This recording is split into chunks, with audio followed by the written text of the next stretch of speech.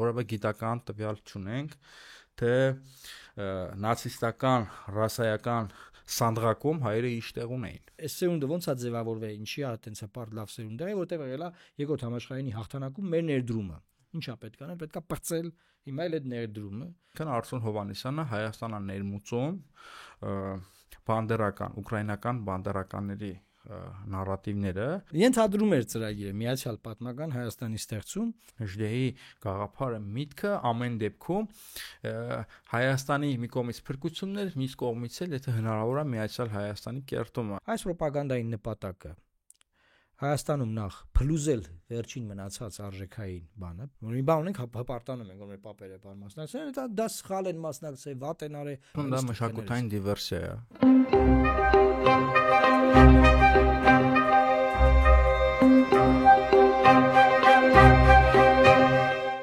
Ընկերներ, ողջույն, պլատֆորմ ոդքասթը շարունակում է իր աշխատանքը։ Այսօր խոսելու ենք հայրենական մեծ պատերազմի մասին, ավելի շուտ հայրենական մեծ պատերազմի շուրջ ձևավորված քննարկումների մասին։ Պարոն Մարուկյան, ողջույն։ Ողջույն։ Այս տարի ինչով էր յուրօրինակ, մայիսի 9-ը, որտեղ ամեն ինչ թողած քննարկում էինք կամ քննարկում էին, թեման մենք չենք բացել, ավելի ճիշտ մենք բացողներից մեկն ենք եղել, մեր նախորդ ոդքասթը նվիրված էր թեմային, բայց մենք այլ հիմքերի վրա ենք քննարկում, եւ ահա Արսուն Հովհաննիսյանը, Պաշտպանության նախարարության նախկին խոսնակը, գնաց հանրային հեռուստաընկերություն Պետրոս Ղազարյանի մոտ եւ բավականին վիճահարույց պնդումներ արեց այն նույն ժամանակ, երբ որ Նիկոլ Փաշինյանը Հայաստանի վարչապետը գտնվում էր Կարմիր հրապարակում, մասնակցում էր մայիսի 9-ին հաղթանակին նվիրված զորահանդեսին, իհարկե առանց հայկական զորախմբի, ինչը իսկապես ցավալի է, բայց դրա մասին չխոսենք։ Այդ նույն ժամանակ Արսուն Հովհաննիսյանը ՀՄԿ-ի եթերում ակնարկում էր, որ արի ուտես, որ մենք 70 տարի ապրել ենք, 80 տարի արդեն ապրել ենք միֆի մեջ եւ իրականում այդ հաղթանակը Գերմանիայի անվերապահ կապիտուլյացիան բարձրացնում որ առնվազն հայ ժողովրդի համար այդքան էլ առանձնակի նվաճում չի եւ միգուցե ենթադրվում է որ մեզ համար շատ ավելի լավ կլներ եթե օրինակ Ստալինգրադում խորհրդային զորքերը պարտություն կրեին եւ ընդհանրապես խորհրդային միությունը պարտություն կրեր եւ նացիստական Գերմանիան կյանքի կոչեր Վուդրո Վիլսոնի իրավարար վճիռը, դա արդեն կարող ենք անվանել Հիտլերի իրավարար վճիռ եւ ի վերջո Հայաստանի արևելյան եւ արևմտյան հատվածները կմիավորվեին եւ կձևավորվեր միացյալ Հայաստան։ Թերևս սա էր։ Ես դեռ լռում եմ, թողնում եմ որ դու Սա էր ընդհանուր առմամբ Արսուն Հովհաննիսյանի միտքը, ինչը բուրըն քննարկումների պատճառ դարձավ եւ դրա այդ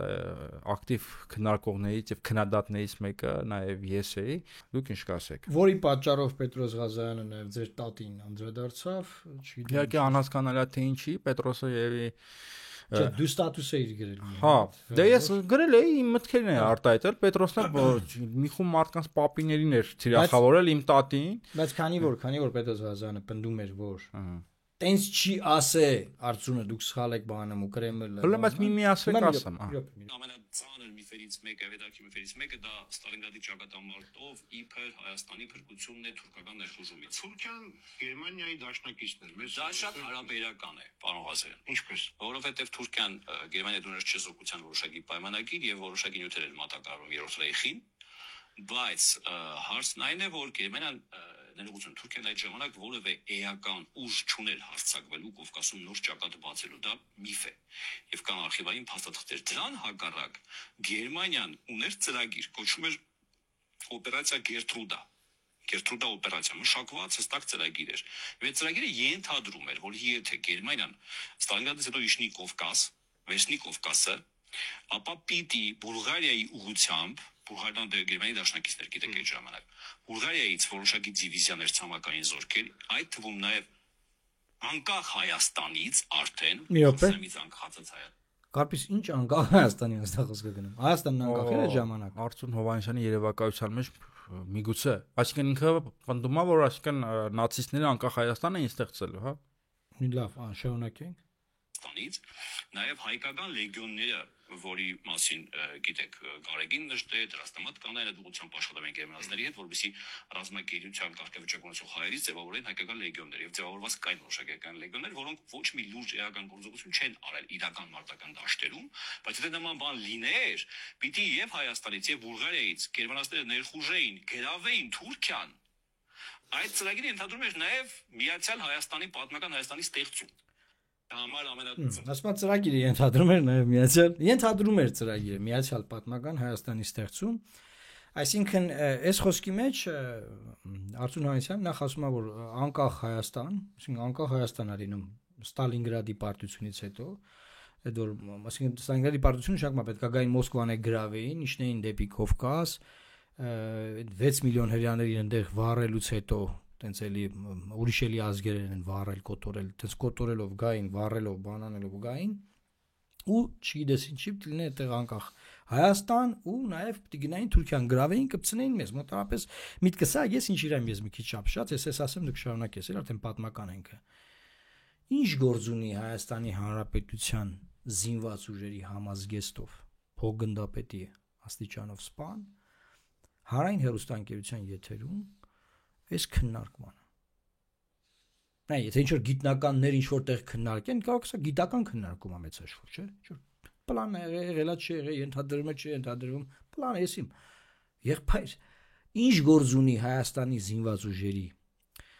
համազգեստով մարդը, մեր պապերի շնորհիվ, հա, այս համազգեստը այսօր կա։ Ինքը գնացել է այդ պապերի արած կրվի հակառակ խոսում է, այս համազգեստով։ Ավելին ասեմ, նաև հենց այդ պահին Հայաստանի Հանրապետության վարչապետը նստած է շքերթին Մոսկվայում եւ պատերազմի էզմյուս կողմի հետ է։ Բանա չէ, ասենք Գերմանիայում չի նստած, չնայած այնտեղ չեն նշում, չեն կարող նշեն այնտեղ, իրանք կապիտուլացվել են։ Այս կողմից է նստած։ Այսինքն մենք հաղթող կողմից ենք այս պահին։ Ինչ ենք, ինչ գործ ունենք, կարպի, սա ինչ է։ Խնդրեմ, ես քիչ կարող եմ էմոցիոնալ բան։ Չէ, ամեն ինչ հասկանալի է։ Այս ամեն ինչը կապ չունի պատմագիտության հետ։ Ինչի՞ հետ կապ ունի։ Սա պատմագիտություն չի, պատմագիտությունը այսպես չի աշխատում։ Նու հասկանալի է, որ այդպեսի պլան եղել է, դա բոլորին էլ հայտնի է, ով գոնե քիչ թե շատ պատմությունից տեղակա գիտի, որ այդպեսի պլան եղել է եւ ես ասեմ ավելին։ Միայն, չգիտեմ, ամեն երկրորդ եվրոպական տերությունը Թուրքիան գրավելու պլան կարող էր ունենալ, հատկապես 19-րդ դարից սկսած, երբ որ Օսմանյան կայսրությունը թուլացած էր, հիվանդ մարդ էր, Թուրքիան գրավելու, Թուրքիայի վրա վերահսկողություն տարածելու պլաններ ունեցել էր, եւ Ռուսաստանը դեռևս 18-րդ դարից սկսած Եկատերինա II կայսրին պլանավորում էր գրավել նեղուցները եւ այնտեղ վերականգնել բյուզանդական կայսրությունը։ Թուրքիան գրավելու պլան ուներ Մեծ Բրիտանիան, ուներ Նապոլեոնյան Ֆրանսիան եւ հետո ինչ, այսինքն մենք ինչ կապ ունենք դրա հետ։ Եվ հիմա ինչ որ մի հատ պլանի արկայությունը ենթադրում է, որ ստեղծվելու էր միացյալ Հայաստան։ Ասում ես կարտենս պլան, հերոստատողը կմտածի, որ կարտենս պլան, որի մեջ գրված էր, որ պետք է լինի անկախ Հայաստանը միավորվելու է։ Այդ պլանում Հայաստանի Եղբայր, այդ պլանի մեջ անկախ Հայաստանի մասին խոսք չկա։ Դա եմ հարցնում։ Եվ մենք որևէ գիտական տվյալ չունենք, թե նացիստական ռասայական սանդղակում հայերը ինչ տեղ ունեին։ Չորհրեաներին այրում էին, օրինակ, հայերին ինչի՞ չպետք է այրեին, ոնց էր որոշվել, որ հայկական լեգիոնի ետևում կանգնած գաղափարախոսները փորձում էին նացիստներին բացատրել, այդ նաև նույն Գարեգին նժդե, որ մենք էլ ենք արիական ժողովուրդ, սա հակագիտական ձևակերպում է։ Բայց այն ժամանակ 20-րդ դարի այդ հատվածում այս ռետորաբանությամբ խոսում էին հատկապես ֆաշիզմի եւ նացիզմի հաղթարշավի ժամանակ, բայց մենք այդպեսի որևէ տվյալ չունենք, որ հայերը օրինակ, չգիտեմ, նացիստների համար նախընտրելի եւ չգիտեմ դրական ընկալում ունեցող ժողովուրդն ունեցա։ Մենք որևէ տվյալ չունենք, որ իրենք պետքա ստեղծեն անկախ Հայաստան։ Ինչի՞ց է ենթադրվում, որ իրենք պետքա ստեղծեին անկախ Հայաստան։ Եվ ես նաև չեմ հավատում այն գաղափարին, որ գերմանացիները պատերազմելու էին թուրքերի հետ։ Հետո ինչ որ այդպեսի պլան կար, ամենայն հավանականությամբ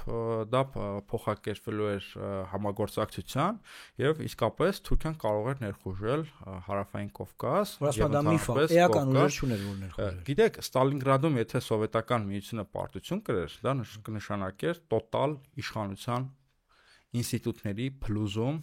ամբողջ տարածաշրջանում, այդ թվում եւ հարավային Կովկասում եւ թուրքերին այլևս դիմադրություն ցույց տվող չէր լինի, որովհետեւ արդեն խորհրդային իշխանությունը ստիպված քաշվելու էր դեպի Ուրալ։ Այսինքն թուրքերը Եվրոպայի հայ ժողովրդի բոլոր արական սերի ներկայացուցիչները կարելի ասել մարտունակ գտնում են պատերազմի դաշտում ու պարտվում է պատերազմ, բայց սցենար են գերի բան։ Ով պետքա դիմադրեր Ով պետքա դիմադրեր թուրքերին։ Այսինքն դուրս է գալիս, որ պնդում են, որ Ստալինգրադում որ Կարմիր բանակը կամ խորհրդային միության բանակը համատեղ խորհրդային միության բանակը, որին նաև Միացյալ Նահանգներն էր օգնում, հա, կոալիցիոն ուժերը պարտվում են Հայաստանը դառնում է անկախ։ Պարմարական, լավ։ Այդ որ ասում միֆ է, Թուրքիան այդքան ռեսուրսներ չուներ, ես նորից եմ ասում, եթե Ստալինգրադում ռուսները պարտվեն եւ Ստալինգրադ ընկներ, եթե Մոսկվանը գրավեն, այլևս որևէ ուժ չլինելու իրենց ճանապարհին, որ իրենց դիմադրեն։ Բայց ես ոչ Պետրոս Ղազարյանն եմ, ոչ էլ Արծրուն Հովհաննիսյանը, ես չեմ պնդում, որ թուրքերը միանշանակ հարձակվելու են։ Ես ասում եմ, որ այդպիսի հավանականություն կարող է լինել։ Եվ ես նաեւ ներքին համոզմունք ունեմ,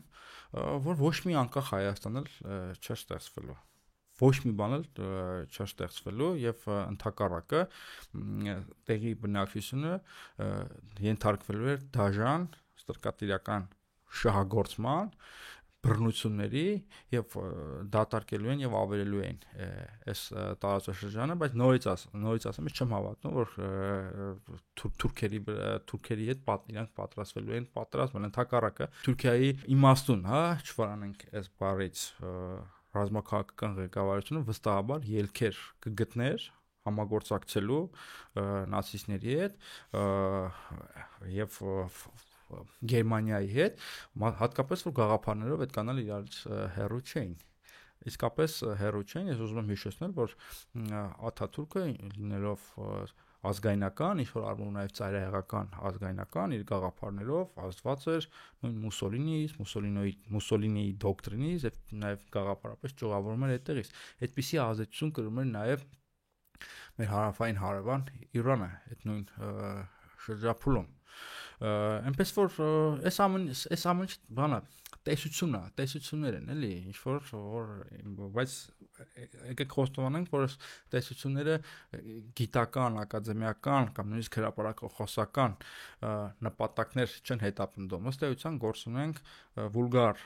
ռոպագանդայի հետ, այսինքն Արծրուն Հովհաննիսյանը Հայաստանը ներմուծում բանդերական, ուկրաինական բանդերականների նարատիվները, դե գիտենք Ուկրաինայում զորեղ դիմադրություն է եղել սովետի դեմ, ահագին մի հատ հատված ունեցել է պրոգերմանական կողմնորոշում, այդ միջավայրում դա ավելի քան կարող է լինել տրամաբանական, արդարացված, օբյեկտիվ իրականությունից բխող, բայց բարեկամներ, սա Հայաստանն է, ինչու՞ այդ ուկրաինական մերձբալթյան երկրների միգուցե նաև նարատիվները բերում ստեղ ուզում արհեստականորեն արմատավորել։ Ես սա կներեք սա էլ ասեմ, սա ես համարում եմ մշակութային դիվերսիա մեր արժեքային մշակութային սյուների դեմ։ Եկեք այդ ցանկը թվարկենք Ղարաբաղյան հարցի, Ղարաբաղյան շարժման տոտալ արժեզրկում, ցեղասպանության դեմ հարձակումներ, ցեղասպանության փաստի դեմ հարձակումներ եւ հիմա հայրենական մեծ պատերազմը։ Սա էլ ասեմ ու խոսքը փոխանցեմ ձեզ, անկախ նրանից թե մենք ոնց ենք վերաբերվում Սովետին, լավն էր, վատն էր, լիքը լավ բան կա, լիքը վատ բան էլ կա։ Բայց մենք չենք կարող ուրանալ, մերժել, փրթել, թափել ազգաստեղծման, հայերի քաղաքական դառնալու այդ շրջափուլը եւ այստեղ կենտրոնական իրադարձություններից մեկը հայրենական մեծ պատերազմն է, որը վճռական ազդեցություն է թողել գաղափարական, արժեքային առումով մեր ժողովրդի հետագա ճակատագրի վրա։ Շատ ապրես, նայ, որ ասեցիք ռոպագանդա է, ես էլ եմ համաձայն ռոպագանդա է, որովհետեւ ուրեմն 3 հաղորդում եմ ես հետևել մինչև մայիսի 9-ը։ Մի հաղորդման ժամանակ Պետրոս Ղազարյանը հրավիրել է մի պատմաբանի, որի ընթացքում Ղազարյանը զարմանում է, որ Land-lease է եղել, եւ սկսում է քննարկել, որ բայց մենք չենք իմացել, որ Land-lease է եղել, փաստորեն Land-lease է եղել, փաստորեն խորհրդային միությունը Land-lease-ա ունեցել, բան, դե մարդիկ թարգմանաբար ինչ անջակում Land-lease, դա Միացյալ Նահանգների նյութատեխնիկական աջակցությունն է եղել խորհրդային միությանը, ինչու որովհետեւ խորհրդային միությունը պարտվում է Հիտլերյան Գերմանիային, հաջորդ հարձակումը ուներ Միացյալ Նահանգների վրա, շատ պարզ է եղել, թե ինչ են օգնել, եւ նաեւ անգամ ամերիկացիները չեն վիճարկում խորհրդային միության առաջնային դերակատարումը Հիտլերյան Գերմանիային կապիտուլյացիայի ենթարկելու գործում, բայց Հայաստանում այսօր նայում եմ եթերը, դա այսինքն փաստորեն հա Land-lease-ա հա եղել, այսինքն դա չէ՞ որ տես խորհրդային միությունը ինքը միայնակ հաղթեց բան, այնտեղ պատմաբանն ասում հա դե Land-lease-ա եղել, որ Land-lease-ը չլիներ, ինչ կլիներ։ Դե ակնկալիքն է որ ասի որ կպարտվեին, դե ասում դե դժվար կլիներ խորհրդային միությունը, ոնց դժվար կլիներ։ Դա դժվար կլիներ։ Այսինքն այնտեղ պատերազմը լավ չի կառավարվել, մարդու շատ կիրառվել, զինվորներին չեն զղջացել, ինչ ասես բաներ։ Հաջորդը գալիս է դեբատ, ընդհանրապես հմեկի բանավեճերը։ Այսօր հմեկի բանավեճերը նայում եմ, ասենք ես կարծում եմ բացարձակ չարժե մասնակցել այդ բանավեճերին, որովհետև Ինչ հրավիրում են չեմ գնում։ Որովհետև բանավեճը կազմակերպիչները կոնկրետ ինչ որ կողմ են բռնում, այսինքն օբյեկտիվ, որ նայում ես մի կողմը բանավիճումը 6 հոգու է։ Այսինքն հաղորդավարները ռոպագանդիստներ են։ Հաղորդավարները այն կողմի նարատիվները բրթում են առաջ։ Հիմա ինչի մասին է բանը։ Այսինքն նայ ինչա տեղի ունենում, որ մի հատ էլ դեբատ է եղել այդ ձևի եւ գալիս է մայիսի 9-ը։ Հայաստանի Հանրապետության վարչապետը հասել է Մոսկվա։ Շքերթ է Մոսկվայում, զորքերը քայլում են, բան, հա։ Եվ հմեկով ասենք գնում է այս ռոպագանդան, եւ ես ինչու եմ ուզում ասեմ, որ ամեն ռոպագանդա ունի իր նպատակը։ Այս ռոպագանդայի նպատակը Հայաստանում նախ փլուզել վերջին մնացած արժեքային բանը, պղծել մեր այդ վերջին այդ։ Որ մի բան ունենք, հպարտանում ենք, որ մեր պապերը բան մասնակցեն, դա սխալ են մասնակցել, վատ են արել, պետք չէ, այլ որ իրանք պարտվեին ավելի լավ կլիներ բան, պղծել այդ մարդկանց արյունը, այդ ձևակերպեք։ Հաջորդը դրական էմոցիաներ առաջացնել Թուրքիայի նկատմամբ, խորացի։ Թուրքիան չպետք է հարձակվեր, դա միֆ է, դրական էմոցիա սկսում դից։ Մի բան էլ մենք կարող է Գերմանիայի հետ գնայինք Թուրքիան գրավեինք, ասենք Թուրքիան է զոհելնելու, process-ի մեջ Թուրքիան է զոհ դառնում, բայց նորա ցեղասպանություն է եղել էլի, այտենց ասենք, այդ բանով, հա։ Հա, եւ վերջին է որ քարոզել, շարունակել քարոզել հակա ռուսականությունը, դրում ես բանը արդեն եմ որ ոնց ասեմ, անտրամաբանական, անիմաստ, որ տեղ կա որ հակառուսականությունը հասկանում ես, բայց անիմաստ, ասենք պետք է ասենք վարչապետը բոյկոտած լիներ, ես կհասկանայի, որ մեր պետական քաղաքականությունը այլևս բոյկոտել մայիսի 9-ի տոնակատարությունները, բոյկոտել Ռուսաստանում կատարվող ամեն ինչ, վիճարկել մեր խորհրդային 70 տարվա անցյալը, չէ, ասենք չգիտեմ, հետ գնալ փագել ատոմակայանը մենք մեր ձեռով, չգիտեմ, բոյկոտ վիճարկել այդ ամեն ինչը, չէ։ Հա, ու նաև դե դրա համար եթերում էլ էսել կա, բայց էլի նայում ես որ կիսատ է, ինչ որ բան խաբի բան են չի։ Վարչապետը գնացել ասել Մոսկվա, այնտեղ պարադա, բան, այնտեղ մենք հաղթում ենք, չգիտեմ ինչտեղ քննարկում են, որ լավ կլիներ մյուս կողմը հաղթեր այս մյուս կողմին, որտեղ այս պահին մեր վարչապետը այս կողմից է։ Ապա կող խելագար է։ Ես չգիտեմ։ Դու քո ստատուսը գրեցիր քեզ արձագանքեց ձեռառնողական բանը բնականաբար։ Ու նենց արձագանքեց ոնց որ թե իր պապերին ու տատերը հայկական լեգիոնից են եղել, չգիտեմ։ Նենց ինքնավստահ արձագանքեց։ Ելույթում Պետրոսը հետաքրքրվի խորանամա արխիվներում նայի իր պապեն ու տատերը ինչով են զբաղվել սովետի ժամանակ։ Հա, չգիտեմ։ Ես չհասկացա ինչին կմտավ անձնական դաշտ։ Պրոպագանդիստես գնա պրոպագանդայով զբաղվել, դիմա ինչ։ Նայ Այս ամեն ինչը դու շատ լավ նկատեցիր, որ տես մենք ինչ ունենք Արցախյան շարժումը, անկախությունը գալիս սկսում ենք, անկախության տարիներն է սկսվում, Արցախյան շարժման ժամանակվա մեր սերունդը, ովքեր որ գնացել հաղթանակը կերտել են, նաև ոգեշնչված է այդ գաղափարներով, են գաղափարներով, հիմա ես ինչ օրինակ եմ բերում, ես դպրոցում կարդում եմ Հունան Ավետիսյանի մասին։ Մի հատ մարդ է, մի հատ կերպար է, որը պատերազմական դրվագ է նկարագրվում, որը գնում է եւ կրծքավանդակով ծածկում է գնդացիրը եւ իր ընկերներն անցնում են եւ բարձունքը գրավում են, բայց ինքը զոհվում է։ Ինչա՞ չէ արել։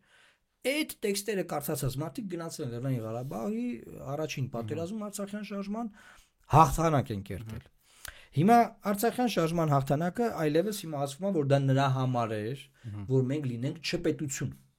Այսինքն բացվում են հազարավոր արված գործեր, թափված արյուն, ամեն ինչ։ Դա նրա համար որ մենք ենք չպետություն, դա թոքեր մեր վզին, հետո գալիս ենք, բայց ինչի են այս սերունդը ոնց է ձևավորվել, ինչի է այտենց հպարտ լավ սերունդ է, որտեղ ելա երկրորդ համաշխարհային հաղթանակում մեր ներդրումը։ Ինչա պետք է, պետք է բրծել հիմա էլ այդ ներդրումը։ Շատ կազմակերպված է կարծես, սա էս այտենց բան չէ որ հանկարծակի ստացված բան չեմ տեսնում։ Ես ասում եմ դա մշակութային դիվերսիա է։ Մշակութային դիվերսիա։ Բացայը կբացես ինքը ոնց է։ Այսինքն մշակույթ դե պետք է նեղ հասկանալ արվեստի մասին չի խոսքը։ Մեր մշակութային միջավայրի շուները, ինչպես որ ինքնության համակարգը նկատի ունեմ։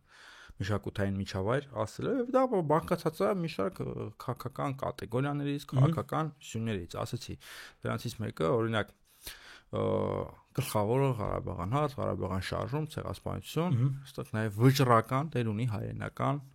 մեծ պատերազմը։ Բայց մի հարց ունեմ, բաբիս, ցեղասպանության մեջ հաղթանակ չկա։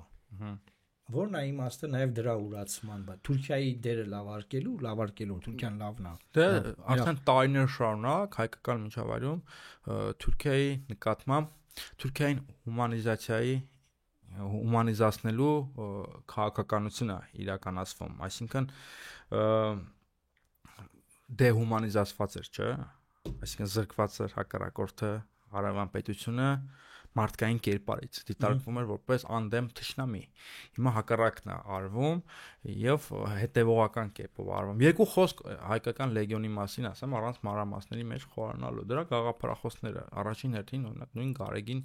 Նժդեհ, ինչով օրինակ տարբերվում է սրվա ռոպագանդիստներից, դե հասկանալի է, շատ բաներով տարբերվում էր մեծագույն զորահրամանատարներից մեկն է, Զանգեզուրի ինքնապաշտպանություն, Լեռնա Հայաստան եւ այլն, այդ ամեն ինչը հասկանալի է։ Բայց հայկական լեգիոնի նպատակը ո՞րն էր, դա կազմված էր, բաղկացած էր, հավաքագրված էր հիմնականում այդ գերի ընկած հայ զինվորներից, լեգիոններ ունեին շատ ժողովուրդներ, մենակ մենք չէ, այդ թվում նաեւ ադրբեջանցիները։ Բայց իր նպատակը ո՞րն էր, իսկապես այդպեսի հավանականություն կար, որ Վերմախտի հաղթարշավը կարող էր շարունակվել, դա իսկապես անհաղթարելի ուժ էր, եւ եթե չհաշվենք Միացյալ Նահանգների 21-րդ դարի բանակը, մարդկության պատմության ամենահզոր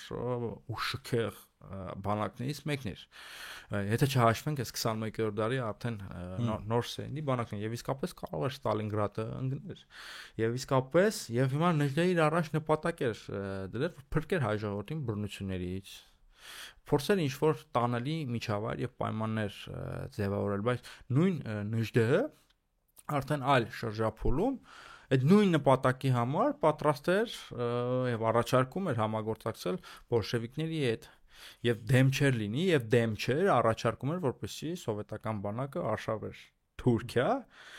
եւ ի վերջո Հայաստանները միանային, այն կորսված Հայաստանը վերականգնվեր, Տաշկա Հայաստանը արդեն գոյություն ունեցող սովետական Հայաստանին, այսինքն Նժդեհի գաղափարը միտքը ամեն դեպքում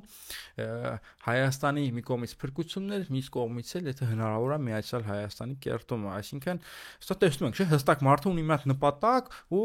պատրաստ է հրեշների եւ դևերի հետ համագործակցել, եթե ընդունում են որ բոլշևիկները դևերն են, նրանք հրեշներն են,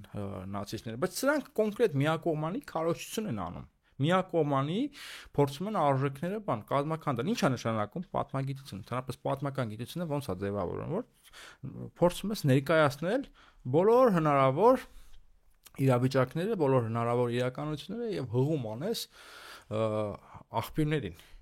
Հիմա գնացել է Արտուր Հովհաննիսյանը համեկի հետ, խոսում է մենակ այդ նացիստների պլանի մասին, որը այդքան էլ իրատեսական չէր, հա, ես խիստ կասկածում եմ, բայց հիմա աշխարհակալական ձգտումներ ունեցող տերություն է, չէ՞, ստեղծվել Եվրոպայի կենտրոնում, որ ամբողջ Եվրոպան գրավել է, կարող է այդպիսի պլան ունենալ։ Հիմա Նապոլեոններ Հնդկաստանը գրավելու պլաններ ուներ եւ հիմա հետո ինչ։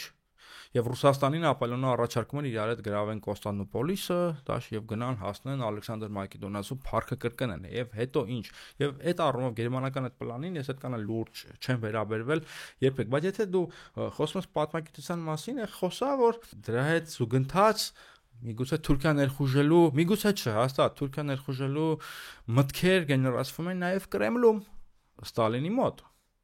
Կան չէ այդպիսի բաներ, պատմագիտական տվյալներ ունենք։ Բայց իրանց ձեռնտու է այս կողմը ասեն։ Իրանք հակառակ կողմից չեն, մի կողմից են ասում։ Եվ հիմա այստեղ կար նաև հակառակ ծայրահեղությունը։ որ այս Ստալինը պետքա կերտել միացել Հայաստանը։ Հիմա ստեղ, այսինքն այս ողորմելի դիրքավորումը ինչի համար է։ Մեկ Վուդրո Վիլսոնը պետք է միացել Հայաստան ստեղծի, մեկ Հիտլերը պետքա ստեղծի, մեկ Ստալինը։ Ես ունեմ քաղաքական կոնկրետ տեսություն, դոկտրին ինքս ինձ համար, որ ամենտեղ քարոզում եմ Հայաստանը երբեք չպետք է քիթը խոթի Թուրքիայի եւ այլ տերությունների փոխհարաբերությունների մեջ։ Եթե այդ հարաբերությունները նույնիսկ կամ լավ են կամ վատ, կապ չունի, որովհետեւ մեր ռազմաքաղաքական բոլոր աղետները միշտ պայմանավորվել են սրանով, որովհետեւ մենք փորձել ենք մեր դիրքավորումը, մեր հարաբերությունները պայմանավորել Թուրքիայի եւ եվրոպական այս կամ այն մեծ տերության փոխհարաբերություններով։ Սա աղետով է մեզ համար պայմանավորվել։ 20 թվականի պատերազմից առաջ մենք չենք մտել հակաթուրքական կոալիցիայի մեջ։ Ոնց է կոչվում այդ։ Հակաթուրքական մի կոալիցիա ստեղծվեց, չէ՞ ինչ որ։ Ուրեմն երբ որ մեր մոտ օգոստոսյան մարտերն էին, օգոստոսյան չէ, հուլիսյան, այդ տավուշյան մարտերը մի դիրքի համար խաչակրած շարժումը, որ ձևավորվել էր, այդ նույն շրջանում արևելյան միջերկրականում հարաբերությունները բավականին դրված էին գազային ռեսուրսների հետ կապված, եւ միայն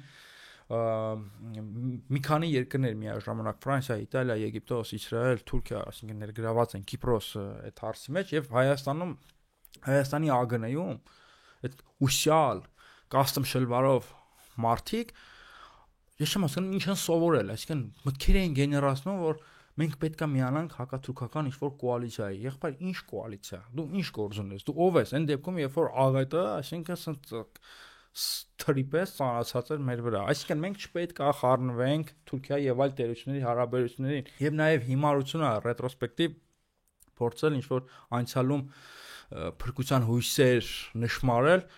Թուրքիայի եւ ֆաշիստական Գերմանիայի բարդ հարաբերություններով եւ ստեղ նաեւ պետք է սովորենք Թուրքիայից այդ նույն Թուրքիան ուներ չեզոքություն հայտարարել իր չեզոքության մասին շփվում էր ինչպես հակահիտլերյան կոալիցիայի հետ նաեւ չհարցակման պայմանագիր ուներ ֆաշիստական Գերմանիայի հետ սպասում էր իր համար հանգիստ դասեր քաղաց առաջին աշխարհամարտից թե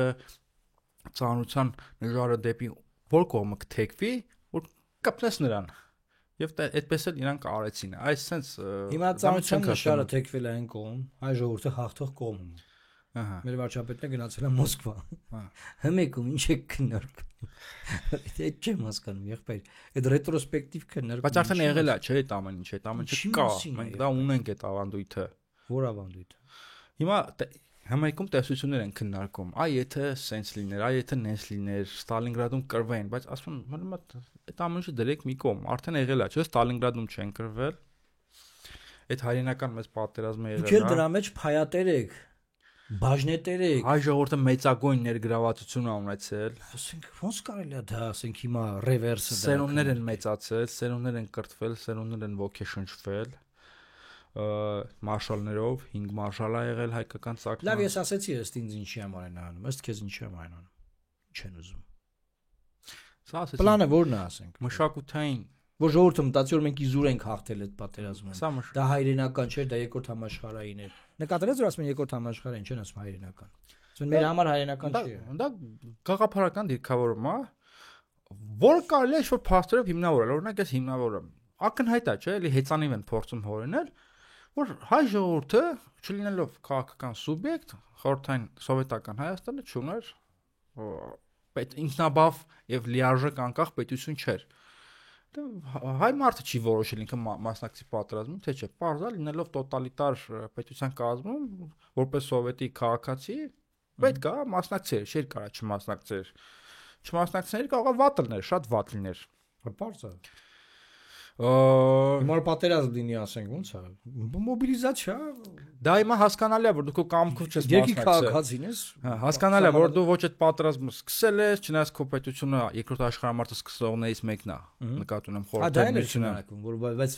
վերջը ինձ սովետն էլա համագործակցե բան Հիտլերի հետ, բախի, չգիտեմ, ինչ բան էլ էին։ Պարոն Մարուկյան, մոլորակի բոլոր ուժերը մասնակցել են Հիտլերի հետ, այդ թվում եւ Նիկոլ Փաշինյանի սիրելի Մահատմա Գանդին, այդպես ինչպես նաև Աթաթուրքը կամ Թուրքիայի ղեկավարությունը, հենց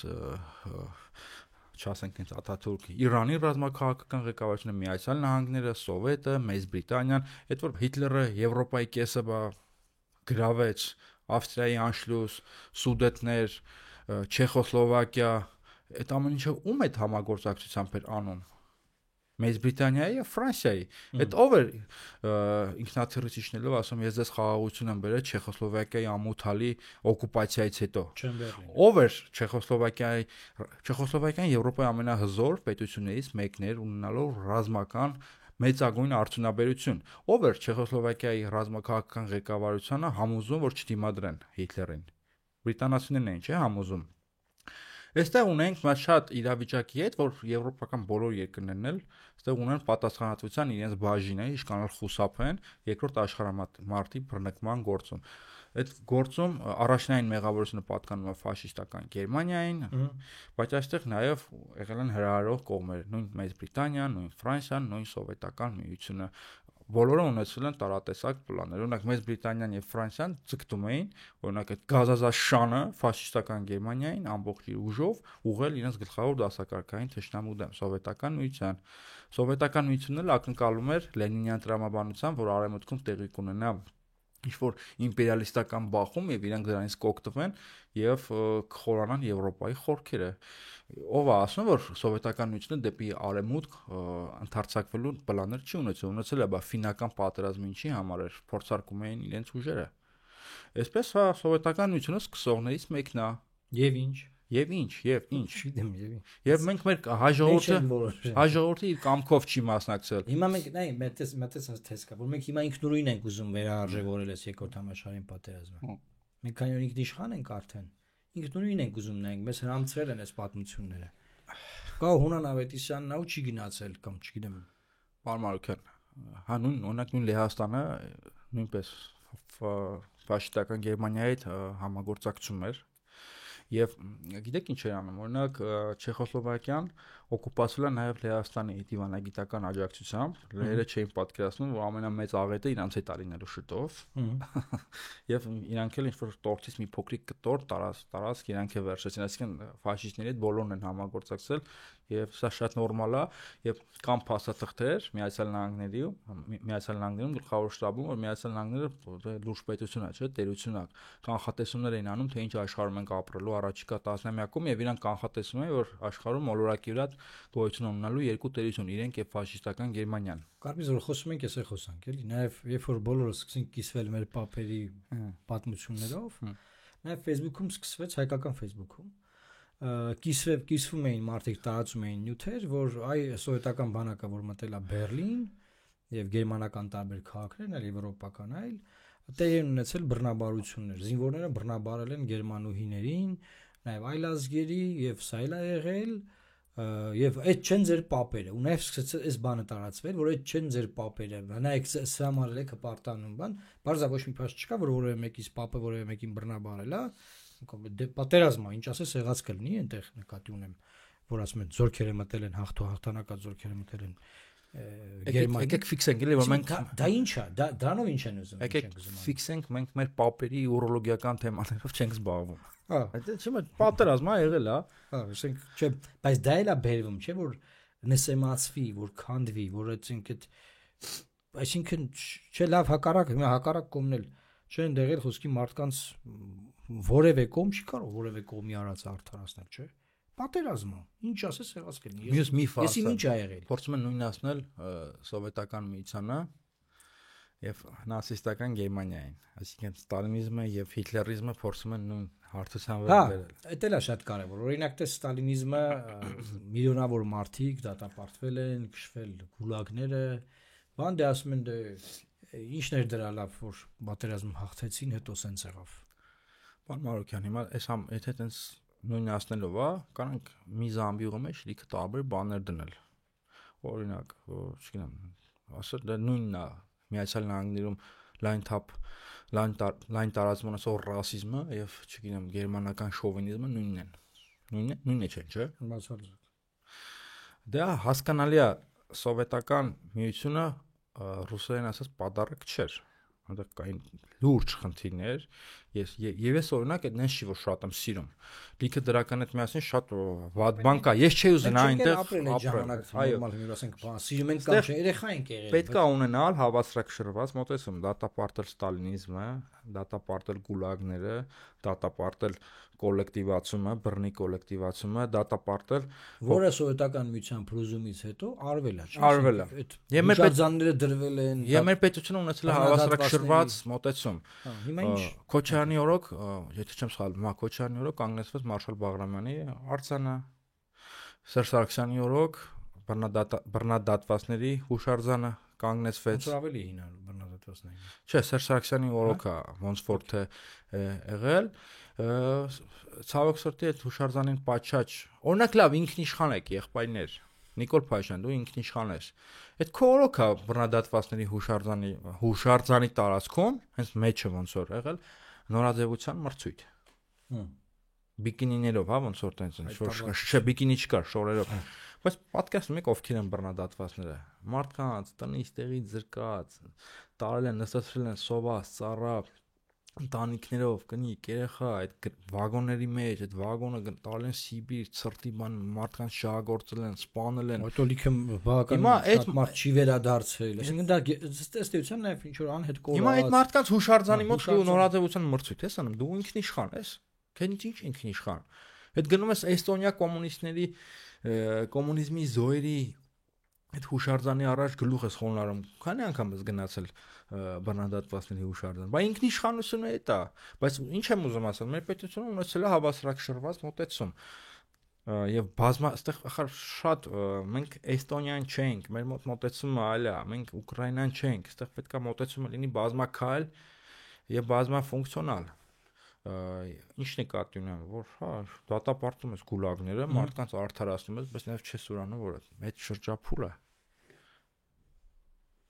Գիտես, ես ուղղակի բան եմ անում, որ լավ ամեն անգամ քննարկում ենք, քննադատում ենք, հետո հետ ենք նայում, ասում ենք լավ, հիմա պետք է անպայման սպասենք մի հիմարություն անենք քննադատենք։ Հա, սովետն ու ֆաշիստական Գերմանիան նույնը չէ։ Նույնը չեն։ Նույնը չեն, ֆաշիստական Գերմանիան ու սովետը նույնը չեն, վստահ պնդում եմ։ Այնտեղ մարդկանց չէին մոխրացնում ակնթարթորեն։ Խորհրդային միջազգային։ Մարդկանց վրա բժշկական փորձեր չէին անում։ Ֆաշիզմը, նացիզմը դա չարիք է, եւ այստեղ կոմպրոմիս բան Մարոկյան չի կարող լինել։ Ամոթ է։ Անկամ եթե Միացյալ Հայաստան պետք է ստեղծի։ Անկամ իհարկե Միացյալ Հայաստան չեն ստեղծելու, բայց եթե Միացյալ Հայաստան ստեղծեին, ոնց եք վերաբերում, ես հարցը տալիս եմ, այդ Միացյալ Հայաստանները Վուդրո Վիլսոնի կամ Ստալինի կամ ինչ տեսքեր ունենալու կամ Հիտլերի, այսինքն Հայաստանի տարածքում համայնքենտրոնացման ճամբարներ էին լինելու, Աուշվից էին հա ստեղծելու այստեղ, բա որ ձեզ լսնեին այդ ճամբարները։ Ձեզ այրեին։ Ձեզ այրեին։ Այսինքն ինչ է լինելու, այսինքն մենակ տարածքները իրար կպնելով, ահա։ Լավ, օրինակ ինչի մի ինչ որ գիտնականի չեն կանչե Հեմեկի եթեր եւ Արծրուն Հովանիսյանն է այստեղ տեղակատար։ Ինչն է պատճառը, կարող է իմանաս դու։ Բան մորական, այն ինչ որ մենք հիմա խոսում ենք, ես երկրորդ աշխարհամարտի մասնագետ չեմ։ Այսինքն ինչ որ ես խոսում եմ, բայց Արծրունը մասնագետ է եկել աշխարհին։ Այդ կարծիքը ձևավորվել է հեղինակավոր աշխատություններից, հեղինակավոր գիտնականներից։ Այսինքն այն ինչ որ հիմա քննարկվում անուն այդ Գերտրուտապլան բանը, գիտնականների համար բան է, ակնհայտ բան է, բոլորը գիտեն, այսինքն ինքը հեծանիվ չի օրինում։ Չէ՞ թե գիտնականները դա խոսեն, ուսումնասիրեն, ասեն ոչ հայկական զինված ուժերի բանով, համազգեստով ես գիտնականները բան չանեմ։ Գիտնականները ով չեն գալու էպատաժան էին։ Գիտնականը գալու էր գիտությունից խոսար, գալու էր գիտական տվյալներից խոսար։ Էպատաժի ինչ նկատի ունես։ Ապա այսօր հիստերիկ աղմուկ չէր հանելու։ Վայ, բան, նացիստական Գերմանիան բան գալու էր Միացյալ Հայաստան։ Փաստորեն դա լավ բաներ չենք իմացել, հա։ Իրան հարգող գիտնականը այդպեսի այդ տոնայնությամբ չի խոսում։ Այդպեսի ինքնավստահությամբ չի խոսում եւ այդպեսի միարժեք եւ միակողմանի պնդումներ չի անում։ Գիտնականը կգար խոսար հարցի բոլոր կողմերի մասին, ինքը ինչի է գիտնական կոչվում, որտեղ ինքը հարցը վերևից է նայում։ Հա։ Այլ ոչ թե կգար կասեր բան։ Բայց Ստալինն էլ էր ուզում Թուրքիան ներխուժել, միգուցե Չերչիլը չթողեց։ Չերչիլն բացատրում էր, ասում էր մենք չենք կարող դա թույլ տանք Թուրքիայի տարածքով անցնում, մետրոպոլիան գաղութներին կապող զարկերակը չի լինի։ Հա։ Այսինքն գիտնականի պարագայում գիտնականը կարող է Եթե սցենարը կա, այս մյուս կողմի սցենարն էլ ցույց տար, էլի, ոչ թե միակ կողմը։ Գիտնականը չէր դրա մասին խոսալ, գիտնականը ավելի լուրջ վերլուծությամբ կզբաղվեր, բայց իրենց լուրջ վերլուծություն պետք չի։ Կամ չգիտեմ, այնով էր այդ քննարկման ժամանակ, եկե մեզ ապացուցում էր, որ բանա միֆ կա, որ ֆրանսիացիները չեն կռվել, բայց կռվել են, լավ էլ կռվել են։ Այդ անվերապահ կապիտուլյացիայի ակտը ստորագրելուց Շարլ դե Գոլի շնորհիվ կապիտուլացված Ֆրանսիան էլ դառավ հաղթող փայտեր եւ այդ եթե չեմ սխալվում Կեյտելը ասում է նայելով թե ովքեր են իրենց կապիտուլյացիան ընդունում դեպի ֆրանսիացիների կողմն նայում ասում սրանք են մեզ հաղթել 38 թվականի դրությամբ Եվրոպայի ամենահզոր բանակը ուներ Ֆրանսիան բայց Ֆրանսիան չկարողացավ դիմադրել խայտարակ պարտություն գրեց խորհրդանշական կապիտուլյացիա եւ Հիտլերը գերմանական հրամանատարությունը Ֆրանսիայի կապիտուլյացիան ընդունեց այն նույն վագոնում Մարշալ Ֆոշի վագոնում որտեղ մոտ 20 տարի առաջ ֆրանսիացիներն էին ընդունել գերմանացիների կապիտուլյացիան առաջին աշխարհամարտում այսինքն Փարիզը առանց մեկ կրակոցի հանձնվել է չէ հա բայց ինչ է որ քաղաքը չավիրվի էլի Դե իրենց ռազմաճակատը փլուզվեց, իրենք պատրաստ չէին դիմադրության, նաև անցել էին առաջին աշխարհամարտի դժոխքի միջով։ Այն ժամանակ կար կրուասանն ու կոֆեն։ Որպես Բոնապարտիստ կասել։ Հասարակությունը պատրաստ չէր։ Պատրաստ չէր դիմադրության։